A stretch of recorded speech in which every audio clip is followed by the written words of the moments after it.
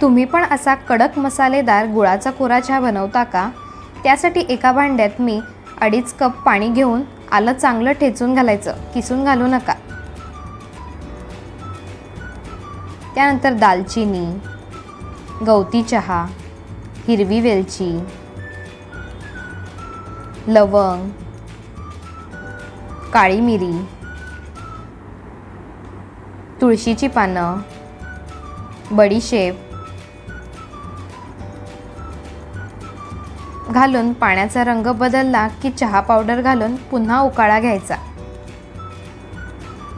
आणि गूळ पावडर, गूळ खडा किंवा साखर घालून अजून 1 मिनिट ढवळून उकाळा घ्यायचा. सर्व साहित्याचं डिस्क्रिप्शनमध्ये मी मेन्शन केलेले आहे. मस्त कडक मसालेदार कोरा चहा तयार आहे.